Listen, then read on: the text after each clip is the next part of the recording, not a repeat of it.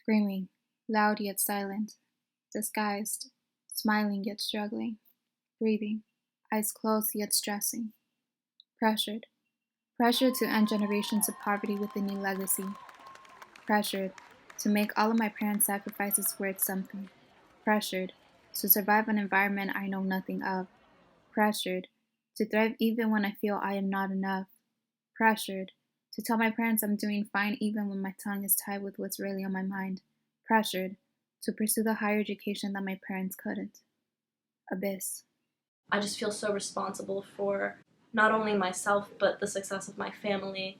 Being first gen is a lot about being selfless.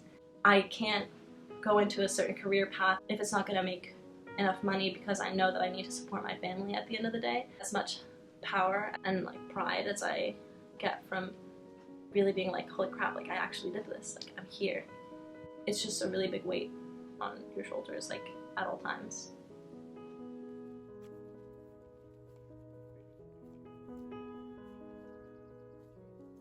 Being first generation, you often feel as if your family's financial stability relies on you. In summer 2018, during a family trip, my dad dislocated his neck. Still is the hardest thing that I've had to live through. He's fine. He could walk, but he's definitely not the same. Prior to this incident, he used to be the sole provider of the family. Without my dad being able to work,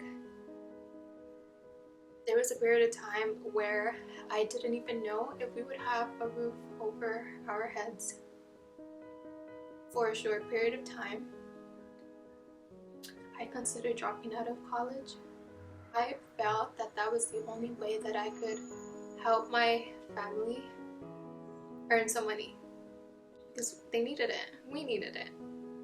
I never told any of my friends any of this because I didn't know how to say that the past 12-15 years that I had spent on school was for nothing. Luckily, my mom was able to get a job, so things are more stable at home. My dad's therapy sessions is something that we cannot currently afford, and I always have that in the back of my mind. Always.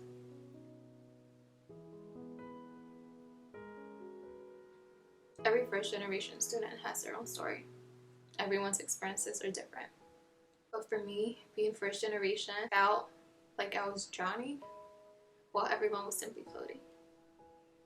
When so many people are depending on your success, it could play a toll on your mental health at times. I do work on campus. I think a lot of my money that I earn from that does go to my family. I don't have a lot of money left over to purchase the books that I need. And I've definitely walked into the bookstore a handful of times and looked for the book, but there are no rental books available for some of the classes that I'm taking. I have no option but to buy them. And I just don't have enough money on my card to buy them sometimes. The first time that I went to try to purchase a book, she was like, oh, you can't rent this book out, but you can buy it. And I was like, there's a whole line behind me. I was like, oh, I can't buy it. Sorry. And then I just left. Every bit of me was kind of embarrassed and just, I don't know. It's another way to make you feel 1,000 times more inferior in this place than you already feel as a first-gen low-income student, not being able to purchase your books and then searching really, really hard for them online just to do the readings. And sometimes I don't get to do the readings, then I show up to class and I can't participate.